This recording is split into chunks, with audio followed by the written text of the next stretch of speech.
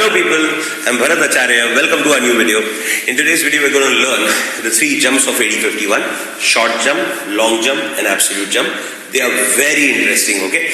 And not only important from exam point of view, of course they are. They come very regularly. But more than that, it's a very interesting topic to learn how they managed to make jump instruction a little smaller in size but more efficient. Okay, let's start. The simplest one, the most basic type of jump is long jump. So you're going to start that in a minute. Suppose we write a jump. Now, why do we need to write a jump? Look here. A program normally executes in a sequential manner. How do we say that? Because PC stands for program counter. PC goes on getting incremented as soon as every instruction is fetched. That's what makes a program go in a sequential manner. Tell me, do you understand this? Now, so suppose this is our program memory, also called ROM, which is of 64 KB, going from 0000 to FFFF. This is our program. It is being executed in a sequential manner. PC goes on getting incremented. Now suppose right now we are at location 1000. If there was an ordinary instruction written over here, like an add or a subtract or a move or whatever, the moment this instruction would be fetched, PC would have got incremented and we would have gone to 1001 and life would just go on. We'll go on in a sequential manner. But we don't want to do that. We want to directly jump from location 1000 to location 5000. For some reason, you want to take a jump in the program. Tell me, do you understand the situation? So for that, you write the instruction jump. Now this jump is of three types: short, absolute and long. I'm teaching you the simplest one first, that is long jump. So you write long jump, that is written as LJMP, L jump, with the address where you want to jump. So jump to location 5000, program will take a jump to location 5000. That means 5000 now is the address of the next instruction. Who gives the address of the next instruction? PC. That means 5000 will be put into PC. So I'm AD51, I'm doing this program, going on incrementing PC. When I come to this instruction, first of all I will fetch the instruction. When I fetch the instruction, I come to know it is L jump. Whatever number I get, I put that number into PC. PC gives the address of the next instruction, so automatically the next instruction will now be fetched from location 5000 instead of 1001. So that means the program has taken a jump to location 5000. Tell me, did you understand this? So if I write LJMP 8000, program will jump to location 8000. If I write LJMP 2000, program will jump to 2000 and so on and so forth. So that is LJMP, the simplest type of jump. Why is it called long jump? You can write any address over here from 0000 all the way up to FFFF. So the jump can be as long as you desire or as far as you want. The range of this jump is the longest. Hence it is called long jump. It offers a range of 64 KB, as in the full memory. The entire memory is available to do the jump. Tell me, did you understand this? When you write this answer in the exam, if it comes as a 5 or a 10 mark answer, these are the 3 points the examiner wants to see clearly. The size of the instruction, the range, and how is the new address calculated. Now, in long jump, all of them are very simple. The range, I just made you understand, you can write any number over here from 0000 to FFFF. So the range is full 64 KB. New address. Who wants a new address? PC. For that, there is no real calculation required. We have given the address. Processor will simply put this address into PC. PC will simply get the LAD. This address is called LAD, stands for long address. So PC will simply get LAD and program will take a jump to location 5000. Tell me, did you understand? What is this 5000? It is the address where you want to jump. Now, get this clear. Learning this answer in theory is different from doing it in program. In program, you don't write the address because you don't know the address. You type your program on the screen. You are not entering the program into the memory. If you are the one entering the program into the memory, then you would know the addresses. You are writing the program on the screen and giving it to an assembler. The assembler converts your program into machine language and stores it in the memory. So the assembler will know what is the actual address of this location. While writing the program, if you want to jump to this location, you don't know the address, you will put a label over here. So this is how it is done in reality. This is a program, you want to jump from here to here. Here you write LJump down. And what is down? Down is a label. Program will jump to location down. This is how you do it in practice. This is how you write it in theory. Now when you write LJump down, please understand, This is assembly language. When the assembler converts this into machine language, for LJMP, assembler will substitute its opcode. For down, the assembler will substitute the address, because assembler is the one loading this program in the memory. Assembler will know what is the address of down, so assembler will put the address. So we don't really give the address ourselves, it is given by the assembler. We write a label. That is just for the sake of understanding, because you'll be thinking, so we never wrote LJMP 5000. You don't write 5000, you write a label. The assembler substitutes the address of the label. Are you clear? So when it goes to the MUP, it goes as LJMP 5000. 5000 is an example, basically the address. So whatever is the address, that address will be put directly into PC. So new address is very simple, just put LAD into PC. The range is full memory. The size of the instruction, this is the most important point in this whole discussion. Size of the instruction, it is a 3-byte instruction. Let's understand how. When you write LJMP 5000, LJMP has an opcode. All opcodes in 8051 are of 1 byte. Say again, all opcodes are of 1 byte. So LJMP's opcode is 1 byte. Remaining 5000, as you can see, 5000 is a 16-bit number, which means it is 2 bytes. So 1 byte for the opcode, 2 bytes for the LAD. 1 byte for the opcode, 2 bytes for the LAD. Altogether it makes it a 3-byte instruction. Tell me, are these 3 parameters clear? So that's everything about long jump. Let's take a quick recap. The syntax is LJMP followed by LAD. This is your program memory. We are at location, let's say 2000, and we want to go to location 8000. We'll write LJMP 8000. PC, instead of becoming 2001, will directly now become 8000, and program will take a jump to location 8000. It's a 3-byte instruction, 1 byte for the opcode, 2 bytes for the address. Full memory is available, and the new address is simply put into PC. That's everything about LJMP. Tell me, did you understand? Now the actual topic is going to start. Sorry. So we have LJMP, which we also had in 8085 and 8086. In every other processor you have this. This is the most basic type of jump. It's there in 8051 also, as we learned it. But in 8051 they've created 2 more types of jumps. They are called short jump and absolute jump. Now, short jump is the next one that we're going to learn, and absolute jump after that. Now, both of them are pretty crazy jumps to understand. The question is, why have they created it? Everybody in the university, every student who learns 8051 knows that there are 3 types of jumps. Very few students understand why are there 3 types of jumps. There has to be something wrong with LJMP that they came up with these 2 new jumps. It's not like because they like variety or they like to just mess up our minds by giving us complicated answers or complicated solutions to simple questions. No. There is a good reason why these 2 jumps are created. LJMP there is something wrong. What's wrong? It is simple. No, that can't be done.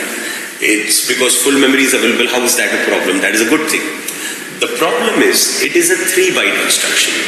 1 byte for the opcode, 2 bytes for the address makes it a 3-byte instruction. That means it's a big instruction. Please understand. Bigger the instruction, more the space it takes, which is very obvious. More importantly, more the time it takes for fetching. If we reduce this instruction by 1 byte, instead of 3 bytes, if we make it 2 bytes, then it will require 1 less cycle for fetching. Please understand, 8051 is an 8-bit processor. It has an 8-bit data bus. If you saved 1 byte of the instruction will require 1 less cycle for fetching. Tell me, did you understand my point? So, instead of having a 3-byte jump, the next 2 jumps that we're going to learn, where we're going to spend 20 minutes brainstorming and understanding these 2 really interesting and intricate jumps. What is the advantage of all of that? Instead of 3 bytes, we're going to do it in 2 bytes. Somebody may think, why not in 1 byte? How can you do it in 1 byte? 1 byte is the opcode. So are you planning to just write jump?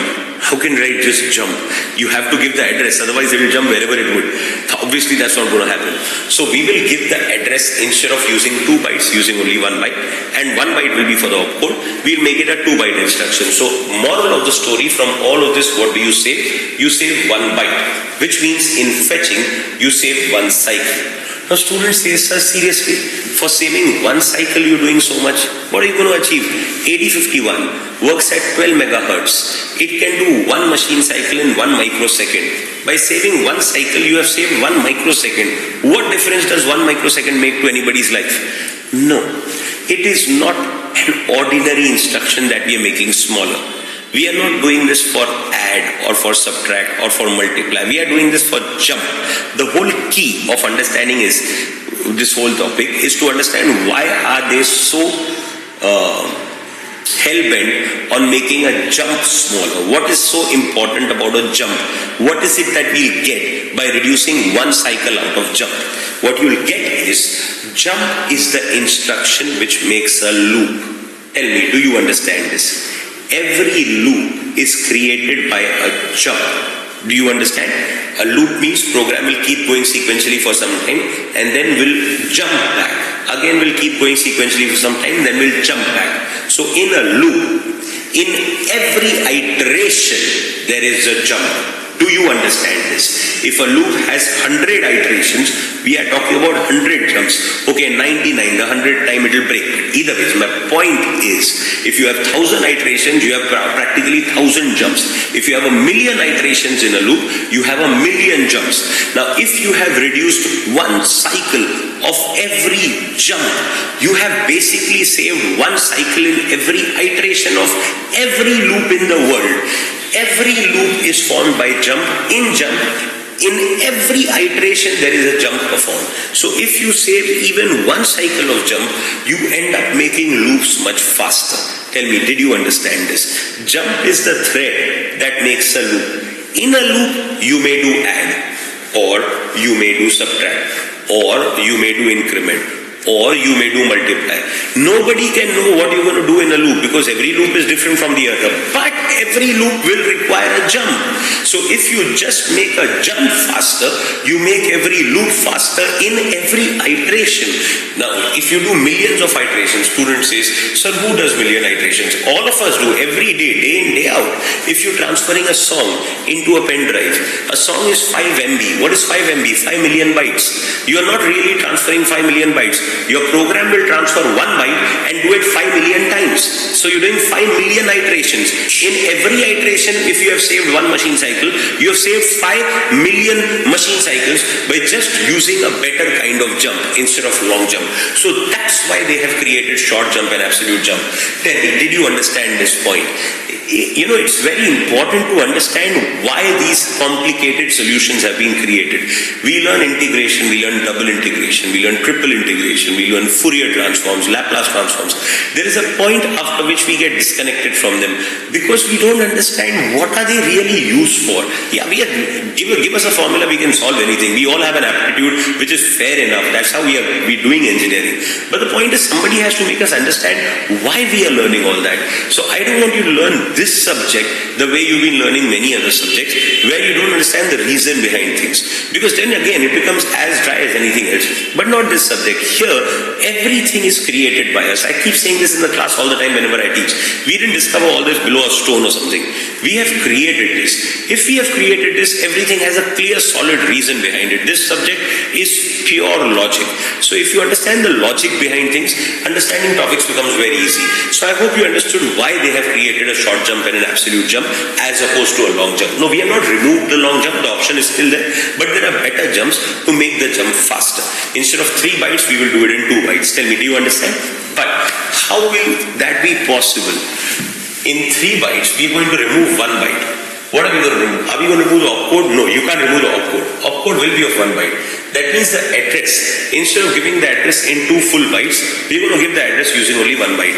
That means you're not going to give the full address. We're going to use some trick to give a shorter version of the address.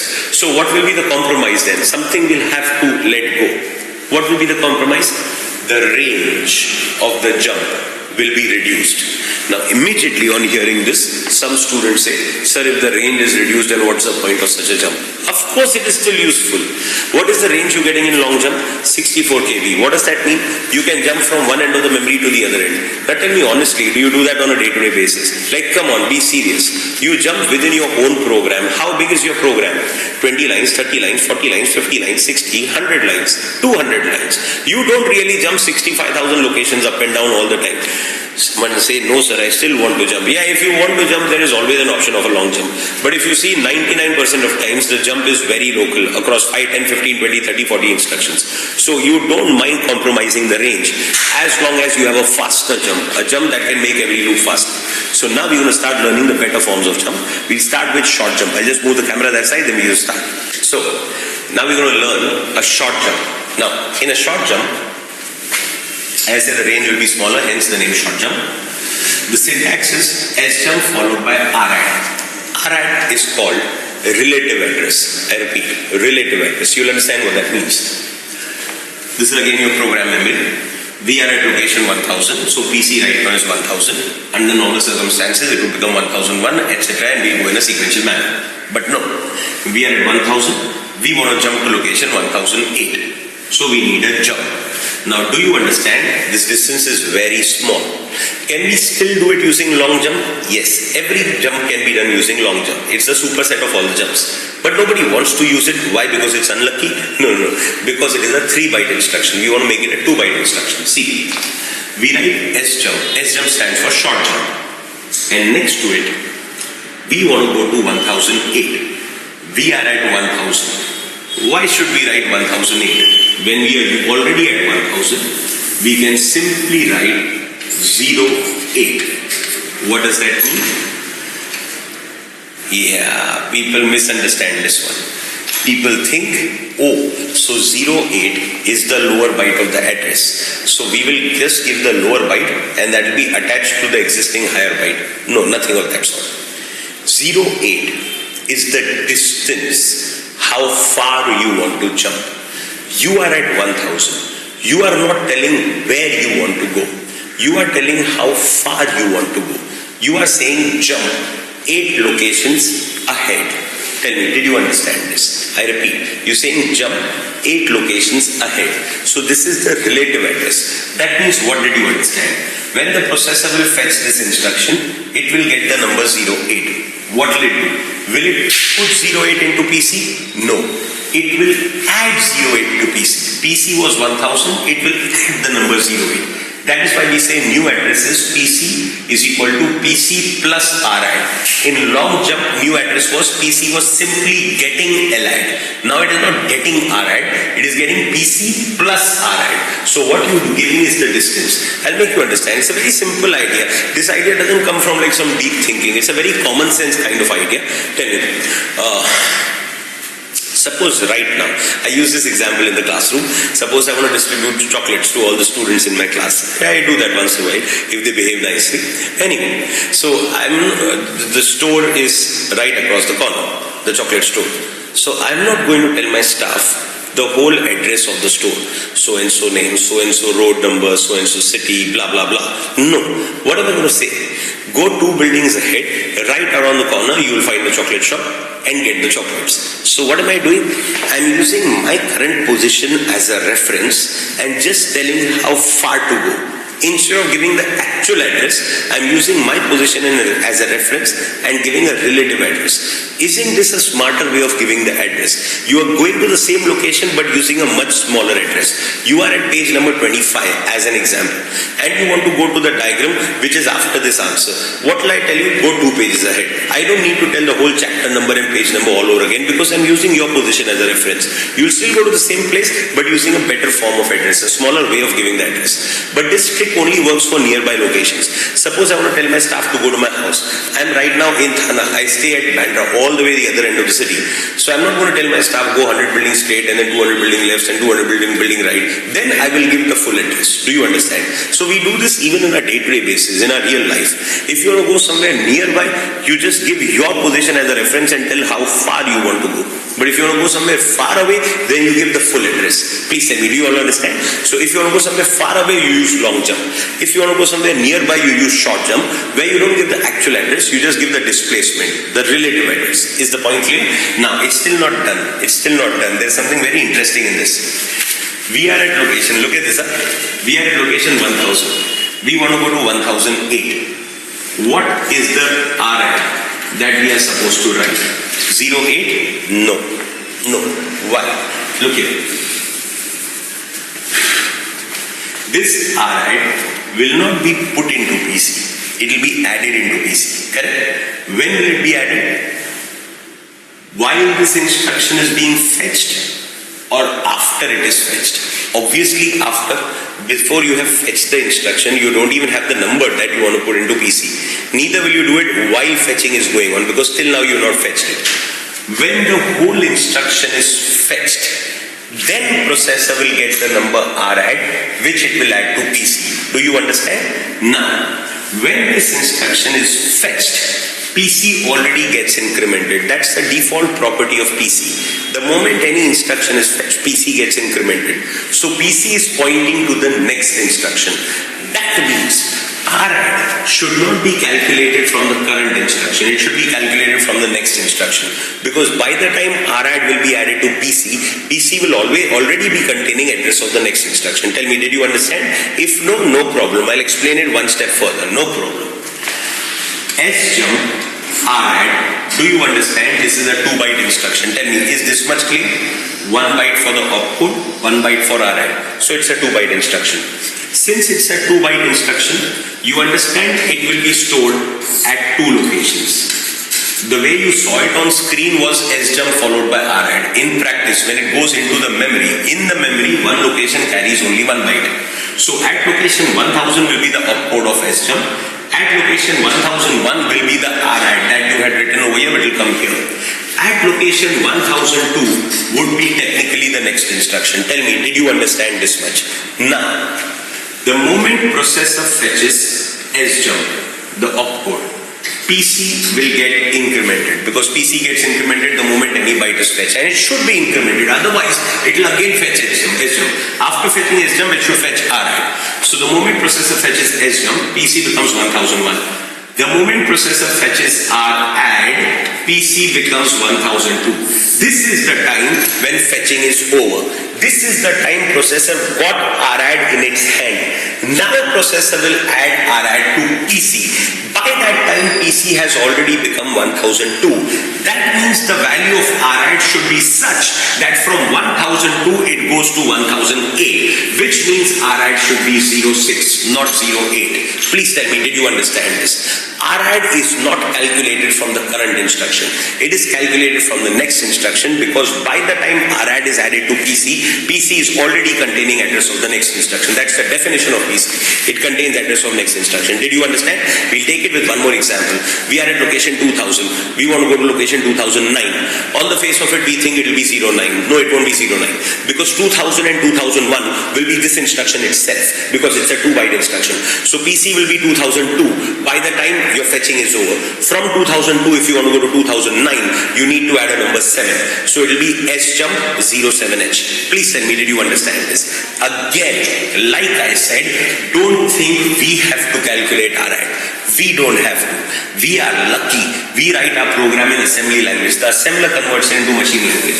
This was theory. In practice, this is how it works. You are at some location. You want to go to some location. You will write SJMP down. Like in LJMP, you wrote LJMP down. Here you will be writing SJMP down. Assembler will see it is SJMP. Understands it is short jump. If it was long jump, assembler would have put the full address of down. Since it is short jump, assembler will calculate the RAD. We don't have to calculate. Assembler will calculate and will calculate it from the next instruction. So we don't have to do all this. Assembler will do it. We will write a label. Assembler will substitute the RAD. But when you're writing this as a theory answer, when you write the point that PC is PC plus RAD, very clearly you have to mention RAD is calculated from the next instruction. If you want full marks in the exam, you need to mention this point. RAD is calculated from the next instruction. Please tell me, did you understand this much? Now, let's look at all parameters. It is a 2-byte instruction. How is it a 2-byte instruction? Unjump for 1 byte for SJMP, that is the output, 1 byte for RAD. So instead of writing the full address, we are writing only 1 byte over here. So that makes it a 2-byte instruction. So that's how it is better than long jump. Then it finishes it off in 2 bytes. The new address, PC simply gets the value of PC plus RAD. RAD calculated from the next address. The range is the range of this number. This is an 8-bit number, 1 byte number. Now 1 byte number can have any value from 0 to 255. So that means the range is 0 to 255. Correct? No, wrong. 0 to 255 is the range of an 8-bit unsigned number. Repeat, 8-bit what? Unsigned number. If you've seen the video on flag register, I have spent good 20 minutes in making you understand what are signed and unsigned numbers. Unsigned numbers are always positive. Signed numbers can be positive as well as negative. If you assume RAD to be an unsigned number, then the range is 0 to 255. But then what are you assuming? RAD will always be positive. If RAD will always be positive, that means you will always jump ahead. Now my friend, if you want to jump ahead, you will never make this jump. If you paid attention to the whole discussion, the idea of creating these jumps is to make loops faster. In a loop, you jump behind. This is how a loop works. You execute a set of instructions, jump behind. Then again execute a set of instructions, jump behind. So if you want to create a smart jump, you cannot restrict it that it can jump only ahead. It should have the option of jumping ahead also and jumping behind also. Because most of the times you'll be jumping behind while making a loop. That means your RAD could be a positive number, could be a negative number. That means your RAD should be a signed number. That means the range is not the range of an unsigned number, it's the range of a signed number. The range of an 8-bit signed number is minus 128 to plus 127. 256 values distributed on both sides of 0. If you take the range as 0 to 255, that is also 256 values, but all on positive side. This is 256 values distributed on both sides of zeros. So moral of the story, the range is 127 locations up and down, basically. And on the upside, 128, on the downside, basically 127 locations up and down. So what is the kind of range? 127 locations. Tell me, is this sufficient for practically all the programs that you have written as a student? You really don't write loops which have more than 127 instructions inside. I'm not talking the number of iterations. Do as many iterations you want. I'm talking the number of instructions inside. How many instructions are there inside a loop normally? Look at any program that you've written. 5, 10, 15, 20, 30, 40, 50, 60. So this kind of jump will tackle all those loops that you've written and will do it much better than a long jump which would have taken 3 cycles or 3 bytes. This is a 2-byte instruction, reduces 1 cycle while fetching, so makes every loop faster. Please tell me, is the concept of short jump clear? Now, because short jump is so efficient, all conditional jumps are short jumps, which means JC, JNC, JZ, JNZ, CJNE, compare and jump if not equal, DJNZ, decrement and jump if not 0, JB, JNB, jump if bit, jump if not bit, JBC, jump if bit and complement, all of these. You don't need to know the names as of now, but just understand the concept. All conditional jumps are short jumps. Are you clear? That finishes short jump. What is the advantage of short jump? Finishes it off in 2 bytes. What is the drawback? The range is smaller. Yes, on paper it's a drawback. In reality, the drawback doesn't matter. 128 locations up and down is good enough for most jumps. Somebody says, no sir, if I want to jump more than that, please go ahead. You have an option of long jump always. But most people don't really need it. A short jump does the job most of the times. Please tell me, is this clear? Now, we're going to come to the third type of jump. Which jump? Absolute jump. Why? We have achieved what we wanted. From a 3-byte instruction, we've come down to a 2-byte instruction. Absolute jump is also 2-byte instruction. Then why are we learning it? It's the craziest of all the 3 jumps. Why are we learning it? Because short jump has a very small range. The range is only 128 locations up and down. What if you want a bigger range? Not as much as 64 kb, but still increasing the range. So what we're going to do is increase the range much more than short jump, but still keep it a 2-byte instruction. How we manage to do it is very interesting and very tricky. That's what you're going to learn right now, absolute jump. Okay, so now we're doing the third type of jump that is called absolute jump. Look here. To understand absolute jump, you need a little bit of background first. Okay, it'll take 2 minutes. I've done all the hard work, you just have to pay attention, understand it, then we go to absolute jump. Look here. Now this is your program memory. The total program memory, as you know, is 64 kb. That is your ROM. That 64 kb ROM is divided into pages. Okay, divided into pages. A page is of 2 kb. Okay, 64 kb divided by pages of 2 kb obviously means there are 32 pages. The 32 pages are called page 0 to page number 31. Okay, now the condition of absolute jump is You can jump from anywhere to anywhere, provided you are in the same page. Anywhere, up to down, down to a forward jump, backward jump, doesn't matter. But you have to be in the same page. Okay? So what is the range that we are getting? Massive. The range is a maximum range of 2 kb. Do you understand that? 2 kb is 2048, 2000 locations as compared to 128 locations. 2000 is a huge range. But with the condition, you have to be in the same page. Okay, you cannot go from one page to the other. Now, how is it possible that we manage to increase the range so much without increasing the size? Look here. I said that's the effort that you have to put. Now, if you look at any page, let's say page 0. It starts from location 0000, that is 00000000, etc., etc. Okay, that's the starting address. How do you know where does the page end? A page is of size 2 kb. Now, 2 kb is 2 into 1 kb. That is 2 raised to 1 into 2 raised to 10 becomes 2 raised to 11. So if you put 11 ones, that will become the ending address of the page. Tell me, did you understand this? If the page had only 2 locations, the address would be 0 and 1. If the page had 4 locations, the address would be 0, 0, 0, 0, 1, 1, 0, 1, 1. That means it would end at 2 ones. If it had 8 locations, 0, 0, 0, 0, 0, 1, blah, blah, blah, up to 1, 1, 1. That is 7. So 3 ones.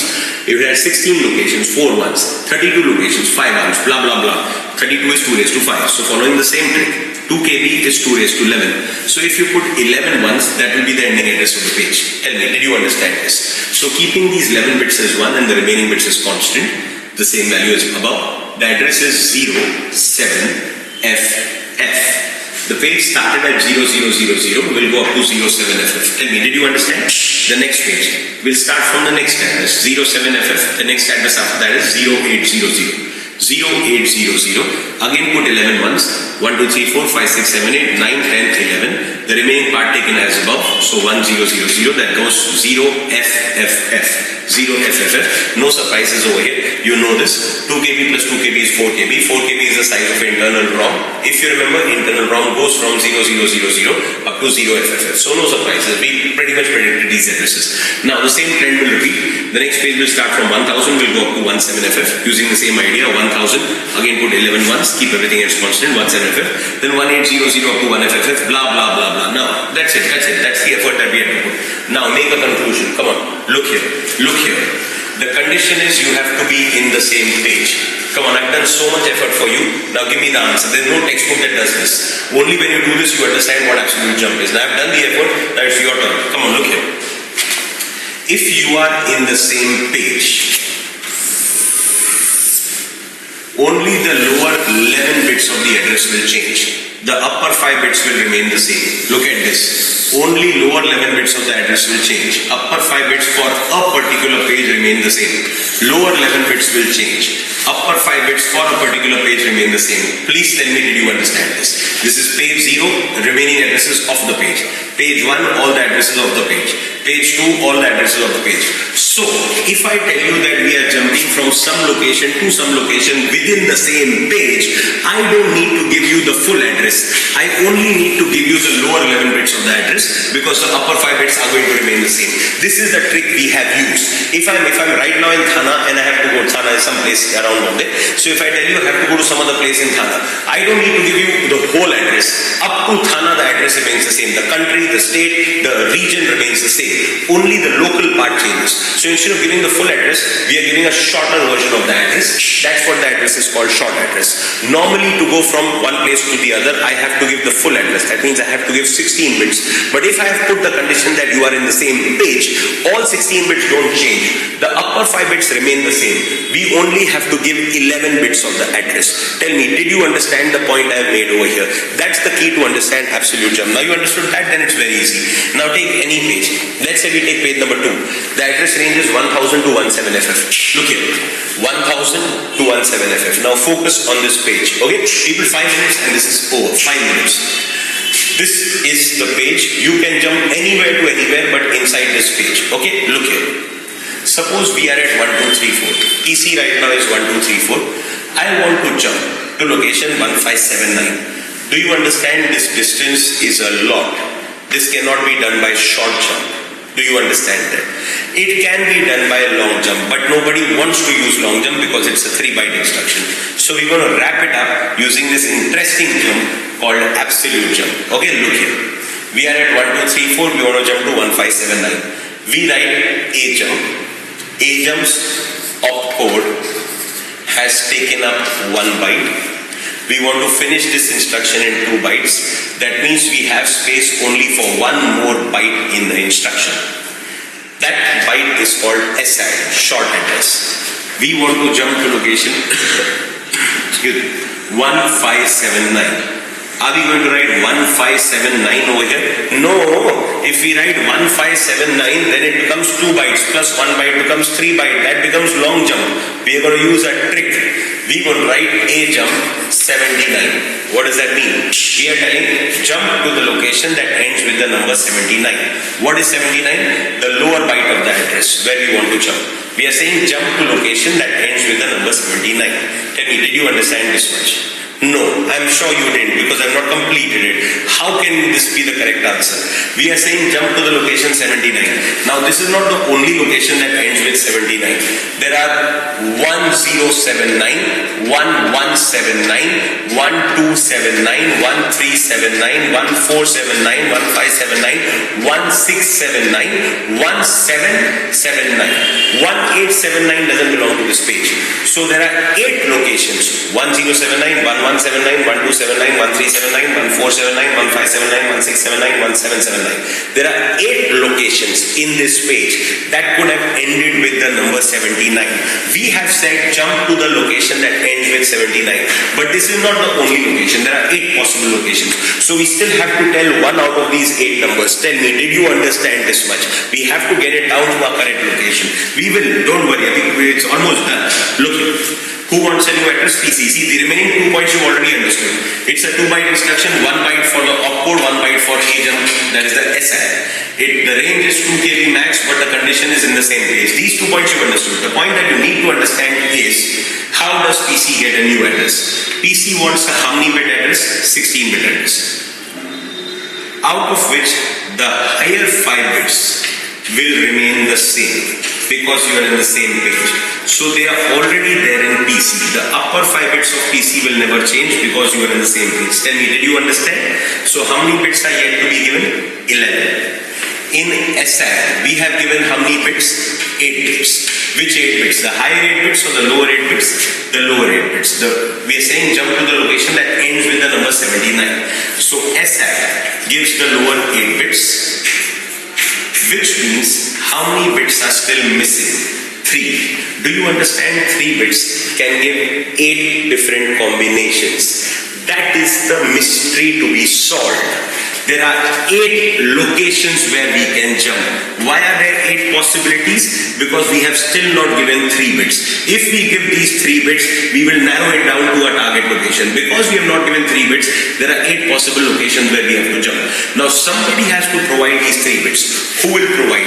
Let's see. Those 3 bits have to come from the instruction only. It won't come from anywhere else. Look here, let's come back. SI says 79. It is how many bits? 8 bits. It has provided how many bits? 8 bits. So SI says I cannot do anything more. I am 8 bits. I have given whatever I have. I have given all my 8 bits. You still need 8 bits, out of which 5 bits remain the same. PC says don't worry, they will not change. That I will take from myself. How many bits are remaining? 3. SI cannot provide that. SI has provided all its 8 bits. If you look at the other thing which is there in the instruction, what? The opcode. The opcode of A jump will provide the remaining 3 bits. These 3 bits are given by the opcode of A jump. Since 3 bits can have 8 different combinations, therefore A jump instruction has 8 different opcodes because there are 8 possible values that these opcodes can give. So A jump has 8 opcodes. This is such an important question. Last year Bombay University question paper, question number 1A or 1B, the opening question, compulsory question was this. Or 1C, I want to do 1A, B, C, but it was there. 5-mark compulsory question. Explain why A jump instruction has 8 opcodes. A jump has 8 opcodes because the opcode has to provide those 3 bits. So how does this work? I will tell you. Don't worry. Just pay attention. You write AJMP 79. You never write 79, to be honest. You write a label. Assembler sees the label's address is 1579. Assembler will put 79. Now assembler has to put the opcode of AJMP. There are 8 opcodes of AJMP. There are 8 locations that can end with the number 79. If you want to go to the first 79, you put the first opcode of AJMP. Second 79, second opcode of AJMP. 8th 79, 8th opcode of AJMP. There is no 9th location ending with 79. There is no 9th opcode of AJMP. Do you understand why AJMP has 8 opcodes? I'll take a numerical example. You'll understand it like this. Don't worry. Don't worry. It's very simple. You have written AJMP down. Suppose down, the label down is at the address 1384. Okay, I'm taking a number, random number 1384. Assembler, seeing that it is AJMP, for down, it will not substitute 1384. It will substitute 84. Do you understand this much? So you are saying jump to the location that ends with the number 84. Now assembler has to substitute the opcode. It will see which 84 do you want to go to. 1384 is the fourth 84 of this page. 1084 is the first 84. 1184 is the second one, 1284 is the third one, 1384 is the fourth one. It will substitute the fourth opcode of AJMP. So AJMP's opcode will be the fourth opcode, which will say you want to go to the fourth 84 of the page, and 84 gives you the lower byte of the address. Please tell me, did you understand? We will take more examples. I'll keep taking examples till the time you tell me you are done. Let's take another address. We are at 1600. We want to go to location, let's say 1000. Okay, extreme case. We are at 1600. You want to go to 1000. We write AJMP up. What is up? A label. Assembler sees up is at location 1000. Assembler for up will substitute 00, the lower byte of the address, and for AJMP it has to substitute an opcode. AJMP has 8 opcodes. Normally an instruction has only one opcode. Assembler looks at the instruction, puts the opcode. The moment it sees AJMP, it knows there are 8 opcodes. What will it do? It will see which 00 you intend to go to. You are going to the first 00, assembler will put the first opcode of AJMP. Instead of that, if you wrote, if here from 1600 you want to jump to 17FF, you will write AJMP down. What is down? Down is a label. It's a label that points to 17FF. Assembler for 17FF will put FF for down, and for AJMP it will put the last opcode of AJMP. I hope you understood this. I can go on the whole day. I hope you understood my point. So let's summarize. We are at location 1000. We want to go to a label down. Okay? I'm summarizing all types of jumps. If we write LJMP down, what happens? Come on. LJMP down. What happens? Assembler sees its LJMP means long jump. It will put the full address. Suppose the address of down is 1365 as an example. Assembler will put the full address 1365 over here and will put the opcode of LJMP. Opcode is of 1 byte, 1365 is of 2 byte, making it a 3 byte instruction. Please tell me, did you understand? That was LJMP. Now, if it is AJMP down, assembler will see the address of down is 1365, so it will put 65. It will look at the opcode. 1365 is the fourth 65 of this page, so assembler will put the fourth opcode of AJMP. That opcode is a 1 byte, 65 is a 1 byte, making it a 2 byte instruction. And if it was a short jump, let's say the distance was pretty close, 1009. We are at 1000, we want to go to 1009. We write SJMP down. Notice, programmer in all cases has just written the label down, but your instruction is different. When you write SJMP, assembler will put the opcode of SJMP, which has only one opcode, it will put the opcode. Now it realizes, since it is SJMP, that means it is short jump. So assembler will not put the whole address 1009, it will put the distance between these two instructions, the relative address, which the assembler will calculate from the next instruction, which you can understand 1000 and 1001 will be this instruction.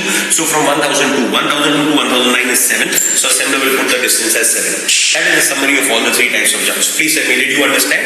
So coming back to AJMP, the characteristics, it's a 2 byte instruction, the range is 2 KB. The new address, just tell me the new address, come on nicely, come on nicely.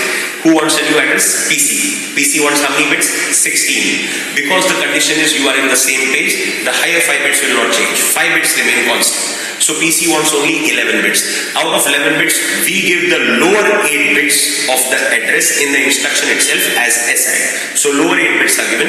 How many bits are missing? 3. Those 3 bits are given by the opcode. 3 bits can have 8 combinations. That's why AJMP has 8 opcodes. Please tell me, did you understand this? So that is AJMP. Now, my point is, there are 3 types of jumps. LJMP, the worst kind. Why the worst kind? Because it takes 3 bytes. It's the old type of jump, which earlier processors had. 8051 is very smartly created. I always say, one of the most interesting processors ever made. So they introduced this beautiful kind of jumps, short jump and absolute jump. Why? To get rid of 3 bytes, to somehow compress it in 2 bytes. Now between short jump and absolute jump, both are of 2 bytes. Which has a bigger range? Absolute jump. So then people think that means absolute jump is the best jump. Then why do we have short jump? The problem with absolute jump is one instruction consumes 8 opcodes. Do you understand? An AJMP alone takes away 8 opcodes. Now, SJMP, AJMP and LJMP, these 3 are called unconditional jumps. There are various conditional jumps also, like jump if carry, jump if no carry, jump if 0, jump if no 0, jump if bit, jump if not bit, jump if bit and clear, that is complement, jump if CJNE, DJNZ, etc. So there are various types of conditional jumps.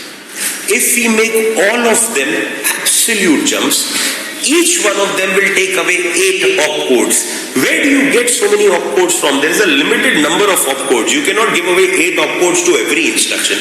So just as a beautiful concept, they've created absolute jump because it gives you a massive range and it's very interesting as a science to learn. But they have not created conditional jumps to be of AJMP type because each of them would consume 8 opcodes. So like I said, all conditional jumps are short jumps because it's an efficient one and it gives you a decent range. 128 locations is good enough for most of the loops that we've written. A very boutique kind of jump, which is good to exhibit the intelligence used in creating 8051, is absolute jump. Massive range of 2 KB with the condition that you are in the same page, but still somehow finishes it off in 2 bytes, but uses 8 opcodes for an instruction. And if you don't want to get into all that mess, the simple age-old primitive type of jump, long jump, simple jump, just give the whole address, but it's a 3 byte instruction, so we'll take 1 extra cycle for fetching. If you're doing loops, every loop, every iteration will consume 1 extra cycle. If you do millions of iterations, you're taking millions of extra cycles. A loop written using SJMP or AJMP will work much faster than a loop written using LJMP. Okay? Those were the 3 types of jumps. I hope you understood all of it. All the best. Do well.